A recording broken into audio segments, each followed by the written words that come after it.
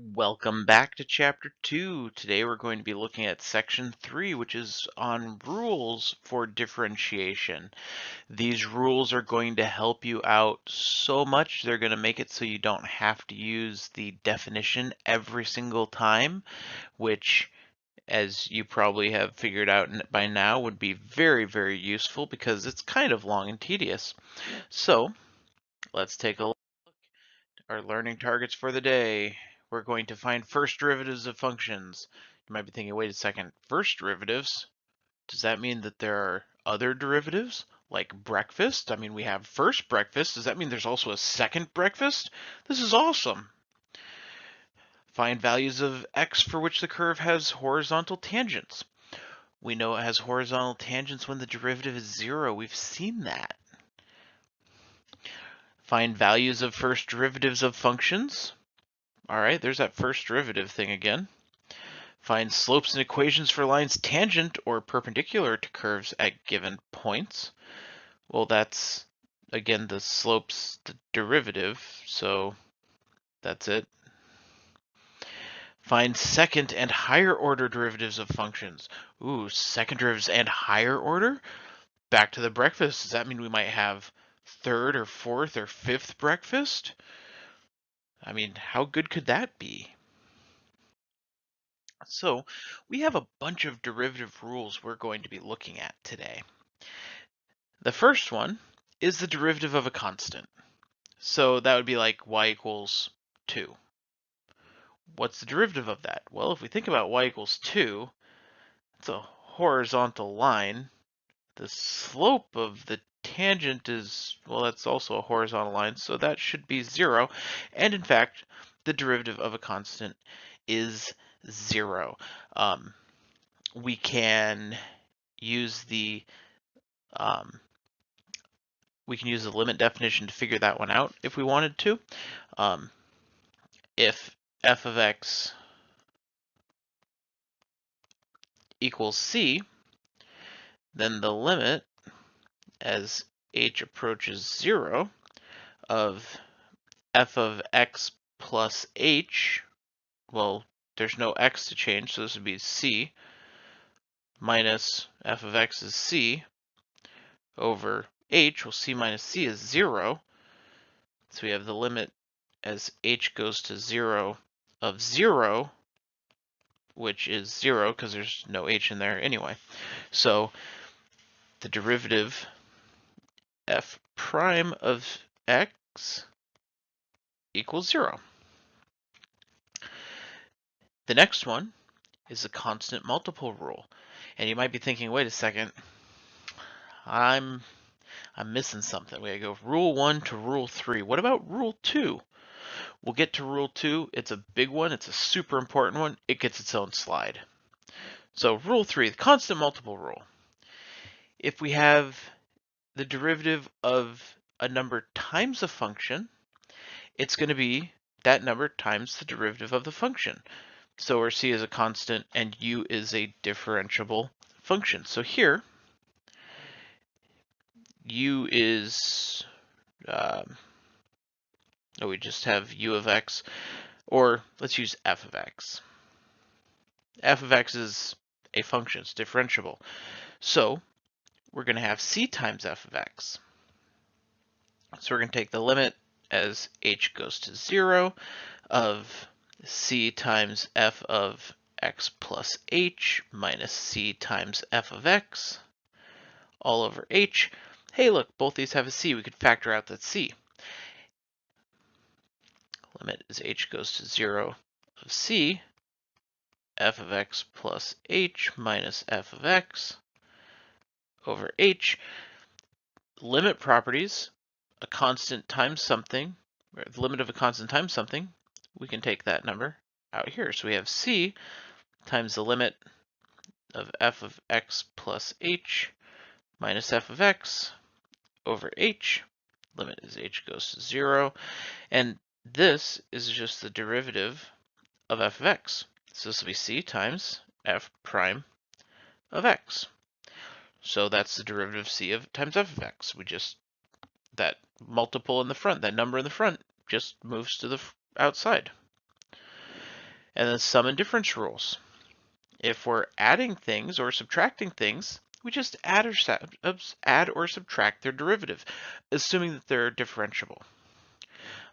So if we have, we'll use u and v, so we'll have u of x plus or minus v of x. It doesn't matter which one we use. The derivative will be the limit as h goes to 0 of u of x plus h. I'm just going to go with plus, as opposed to having the plus or minus. It's plus v of x plus h minus u of x plus v of x all over h. We can distribute that negative and then group our like terms. It gives us limit as h goes to 0 of u of x plus h minus u of x plus v of x plus h minus v of x all over h. We could split this up into two different fractions right there, and then the limit of something plus something is going to be the limit of the sum of the limits.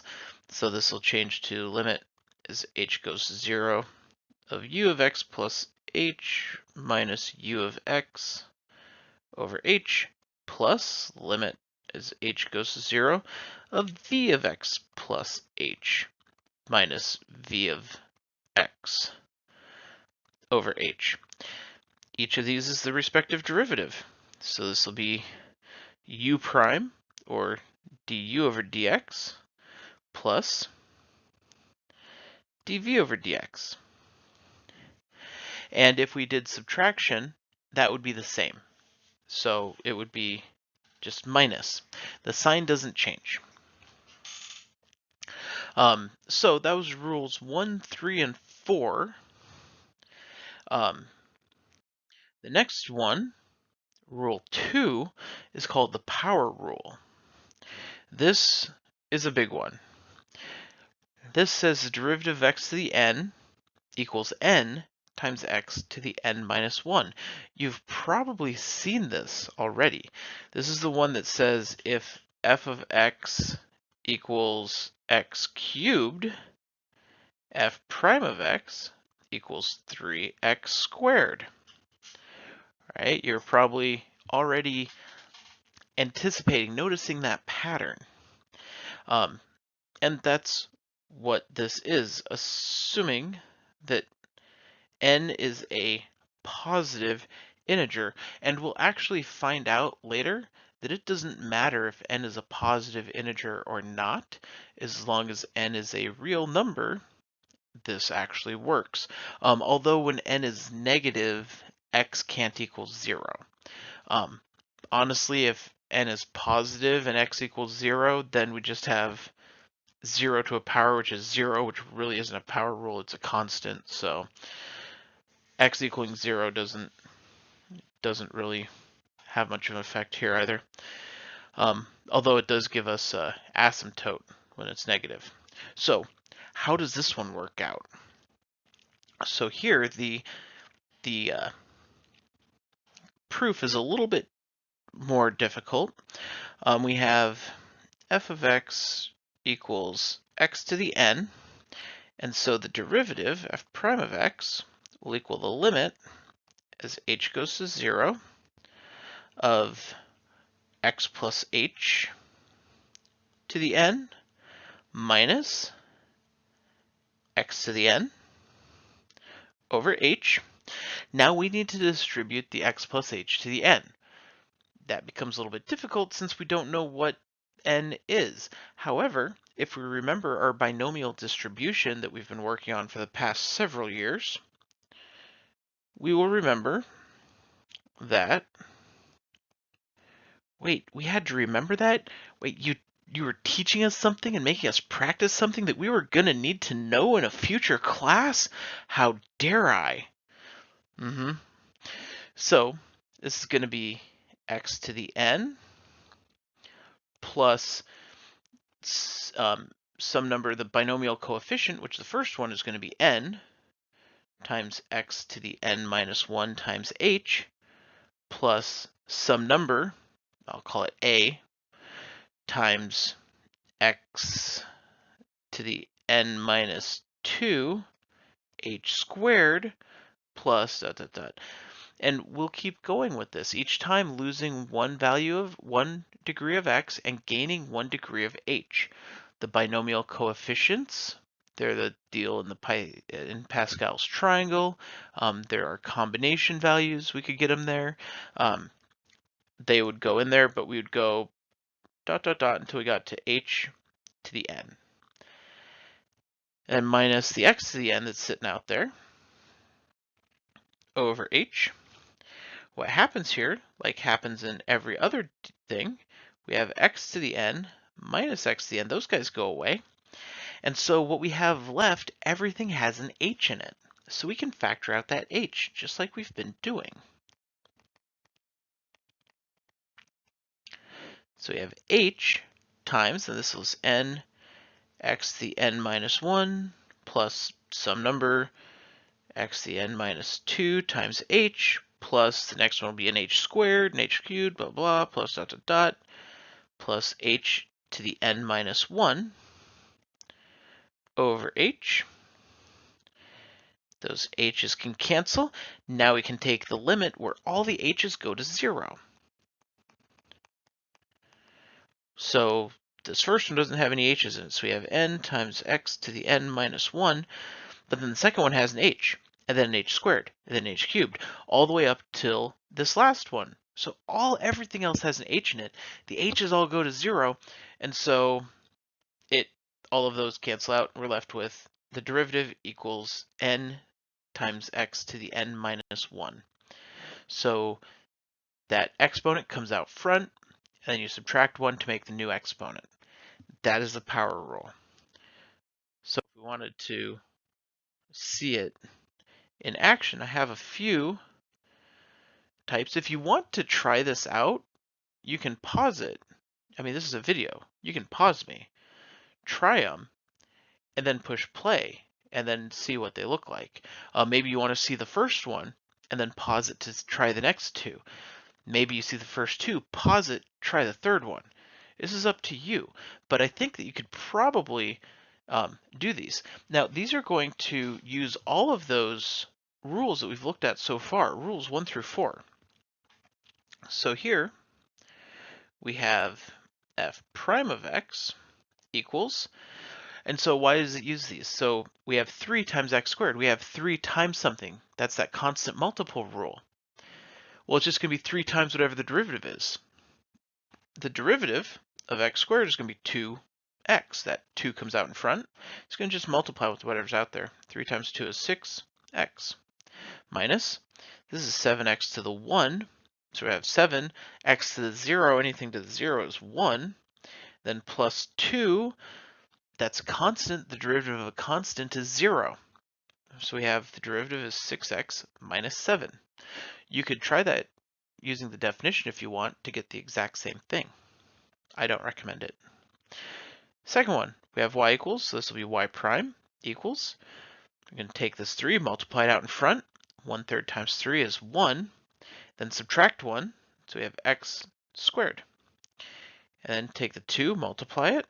4 times 2, so we have minus 8x. Plus 2x, that's x to the 1, so 1 times 2 is 2, x is 0, minus 12, that's a constant, goes away. Last one, if you haven't tried one yet, now's your chance. Pause it, try this next one. F prime of x, we take that forward and we multiply, so we have negative 8, x to the 3rd, and then take the 2, so negative 6x. That's how we use the product rule, or not the product rule, the power rule, to find the derivative of polynomials. So it turns out, again, that finding the derivative of like a polynomial isn't all that hard, as long as you're not using the definition. The definition is long and obnoxious, but we can use the power rule. Well, what if we have other stuff? So the next one, we have the product rule.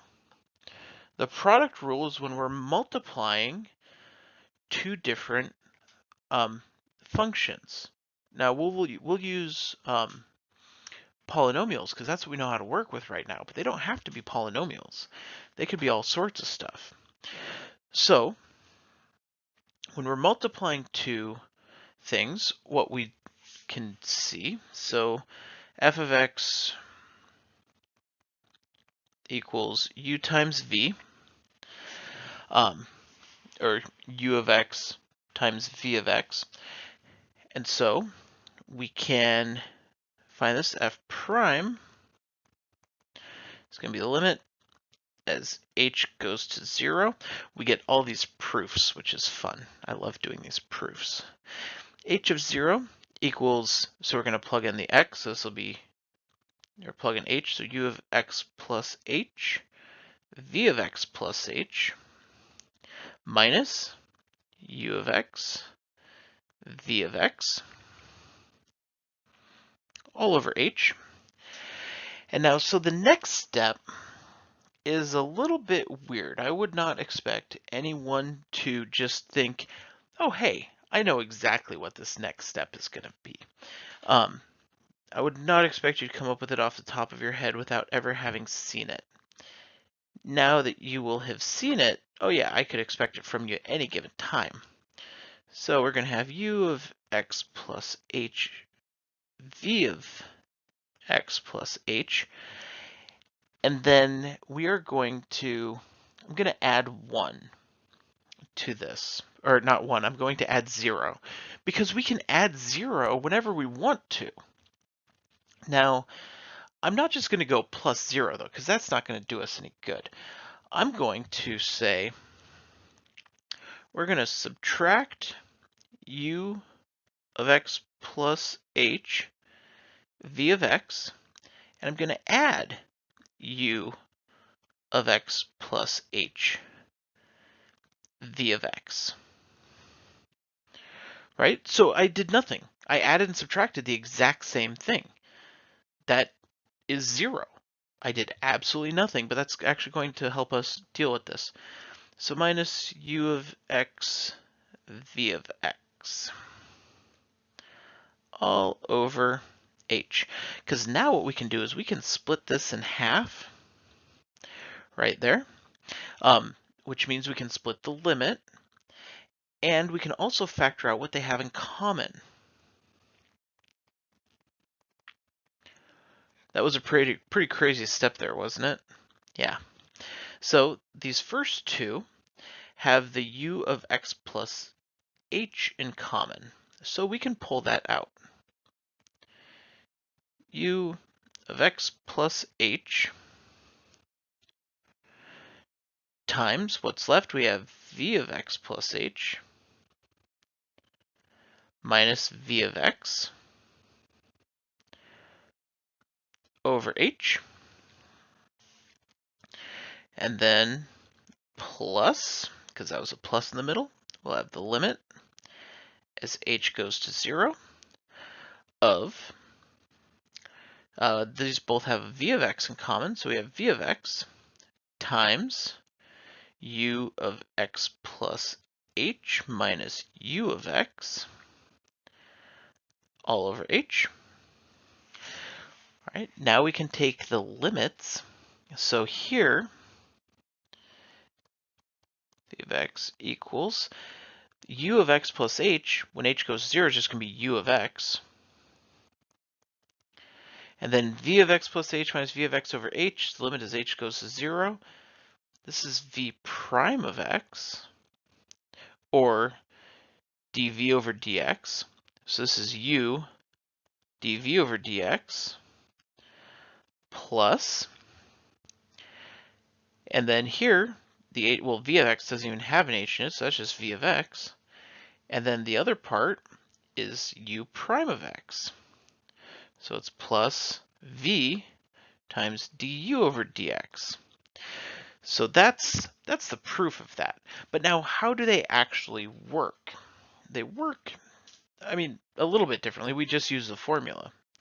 So if we have these two functions, let's see if I have room right here. I'll try. The very first thing I would do is pick u and v.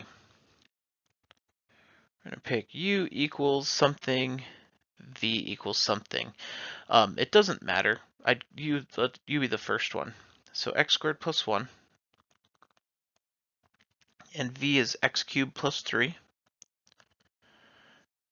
And then we're going to find the derivative of u, which is 2x, and the derivative of v, which is 3x squared.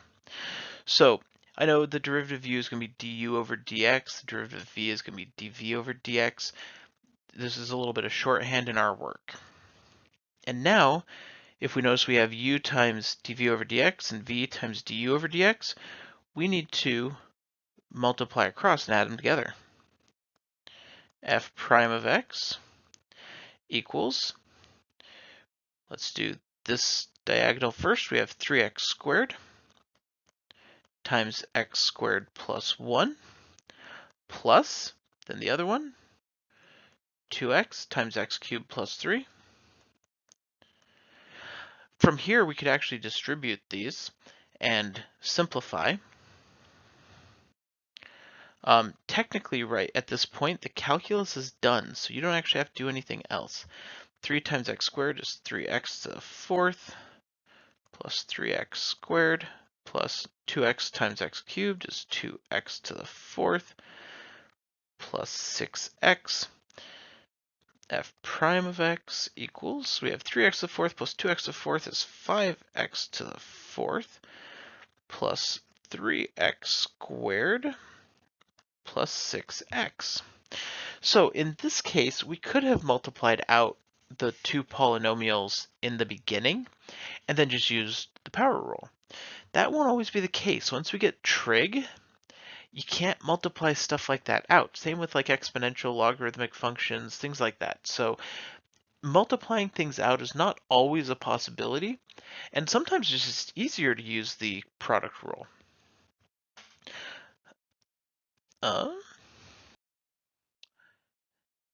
Next one is the quotient rule. The quotient rule says the derivative of u over v is going to be v times du over dx minus u times dv over dx, and then all over v squared. So there is a proof that we can do with this, which is very similar to the proof for the product rule, which I think I will leave that one to the reader, because you can do it. You multiply it out, then combine your fractions using common denominators, move those denominators down to the bottom, and then do the product rule. Do the same proof for the product rule. And you can always look in your book if you're confused on it. They will show you. My version of this, like the v du over dx, if you have the derivative of u over v, it's going to be v du minus u dv over v squared, or it could also be low d high minus high d low,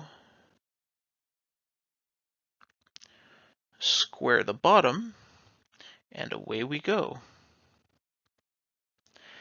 I learned that little rhyme when I was in high school, and I still use it, so it means it must be a little bit helpful, but it's low d high minus high d low, square the bottom, and away we go.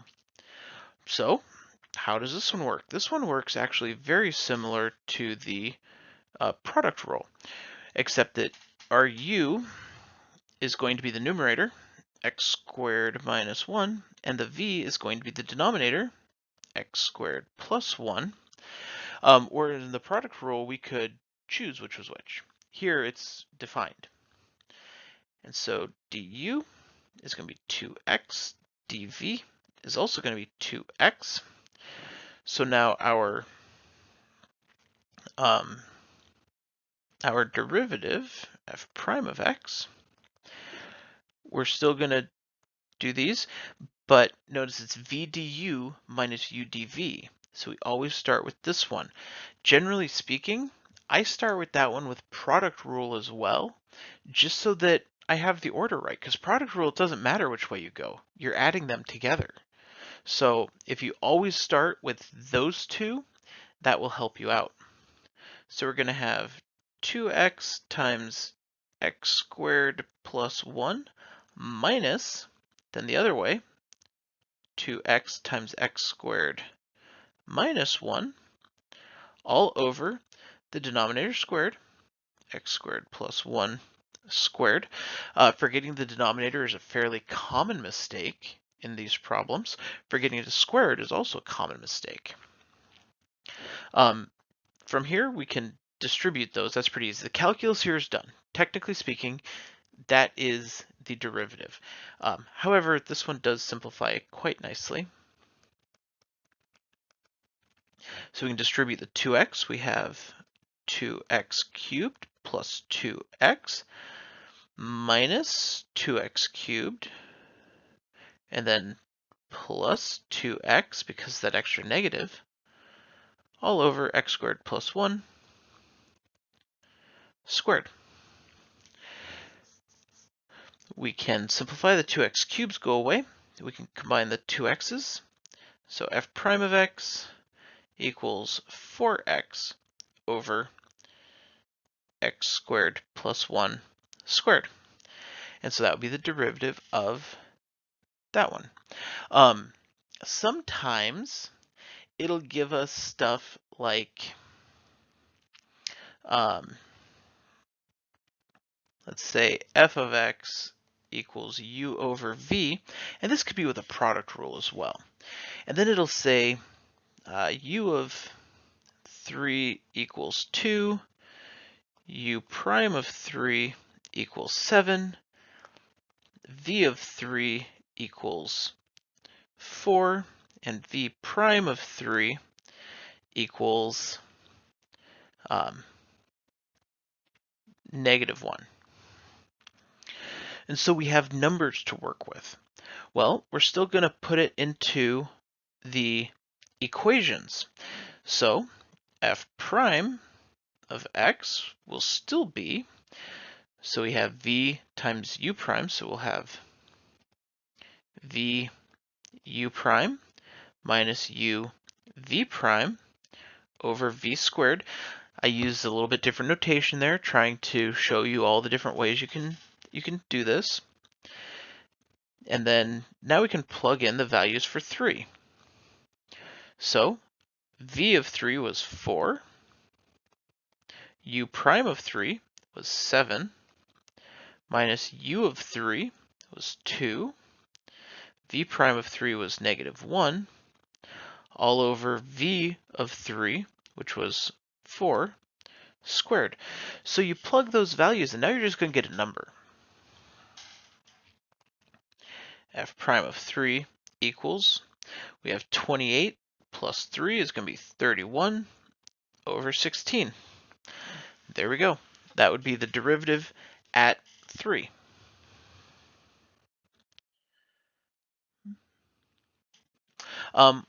Rule 7 is the power rule again, but it's with negative integers.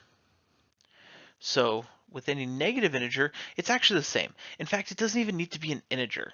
It will still be the same. So if we want some examples, and we could prove this using the quotient rule, because x to the negative something is going to be just 1 over x to something. So we have quotient rule stuff. But to do this, so if f of x equals x to the -1, we still do the same thing. F prime of x will be -1x, and we have to subtract 1, to get negative 2. So we have x to the negative 2. Sometimes you'll see it as f of x equals 1 over x squared. This is just x to the negative 2. So the derivative, we're going to have negative 2x, we subtract 1 to get negative 3, which could be rewritten as negative 2 over x cubed. So we can deal with negative integer exponents the exact same way using the power rule. All right, second and higher order derivatives. This is what we've been waiting for the entire time. This is our second breakfast, our third breakfast. This is great. So the second derivative is just the derivative of the derivative. So if we have, like, the second derivative could be y double prime. It could be f double prime of x. It could be d squared y over dx squared. Those all mean second derivative. And this is the derivative of the derivative. That's all it means. So we take the derivative, then we find the derivative of that. The third derivative is the derivative of that. So triple prime, which could also be f triple prime of x, which could also be d3y over dx3. It's just the derivative of the second derivative. The fourth derivative, and any of them beyond that, in fact, we could keep using like Roman numerals would go to like IV, but generally speaking, after 3, since we don't find them after 3 very often anyway, this would be y to the n, and notice the n is in parentheses. That means it's the derivative and not actually y to the nth power, which could be the same thing, f to the n of x, which could be dn y over dxn. For those ones, we don't actually need the parentheses around it, but we could use it. Sometimes we'll use a different notation as well, and I really don't see this one very often, but for like second derivative, that's going to be the derivative of the first derivative. And then the third derivative would be the derivative of the second derivative, and I honestly don't see that one very often. But let's do an example. Let's see what we're dealing with here. So we have a function y equals 2x to the fifth minus x to the fourth plus 3x squared minus 5 plus x to the negative 1 minus x to the negative 2. So first thing, derivative, which is power rule. So multiply by 5, we get 10x to the fourth minus 4x cubed plus the 2 multiplies give us 6x minus 5, that's a constant, goes away, plus x to the negative 1, so that negative 1 comes in front, so minus x to the negative 2, and the negative 2 comes in front to give us plus 2x to the negative 3. That's the first derivative. The second derivative, we just take the derivative of that. How do you get the second derivative without ever finding the first derivative? You don't. Find the first derivative first, then take the derivative of that. So the 4 comes out in front, multiplies to give us 40x to the third, minus the 3 multiplies to give 12x squared. 6x becomes 6. The negative 2, so it'll be plus 2x negative 3. The negative 3 gives us minus 6x to the negative 4. We can find the third derivative.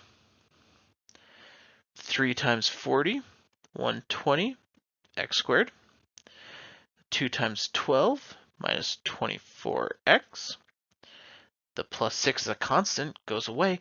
Notice the polynomials are getting smaller and smaller.